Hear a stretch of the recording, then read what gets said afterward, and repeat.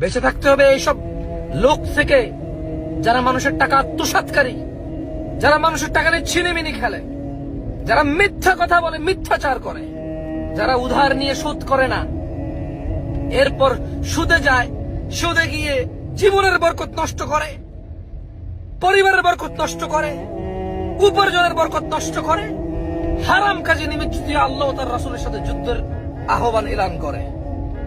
এইসব লোক থেকে আল্লাহ আশ্রয় দিক আমাদেরকে, এইসব লোক থেকে আল্লাহ আশ্রয় দিক আমাদেরকে। এদের কোনো অপকর্মে সহযোগী হওয়া যাবে না।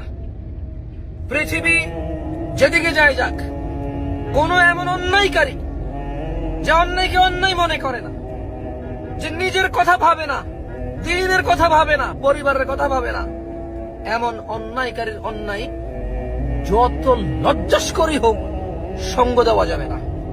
ওই লজ্জা মুবারকবাদ, ওই লজ্জা গ্রহণ করা উচিত যে লজ্জায় অন্যায়ের সাপোর্ট হয় না।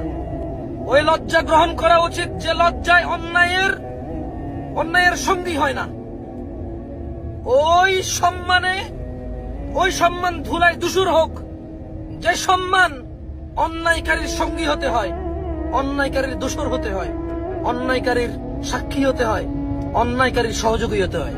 এরকম সম্মান ধুলায় মিশে যাক, এরকম সম্মান ধুলায় ধূসর হোক, আর এরকম লজ্জা গ্রহণ করা হোক নিজের স্বইচ্ছায়, উচ্ছ্বাসে, উৎফুল্লে এবং আনন্দে চিত্তে গ্রহণ করা হোক ওই ধরনের লজ্জা, যে লজ্জায় অন্যায়কারীর বিরোধিতা আছে। এইটা আমি পার্সোনালি ফিল করি। জাযাকুমুল্লাহ খায়ের। আসসালামু আলাইকুম ওয়া রাহমাতুল্লাহ।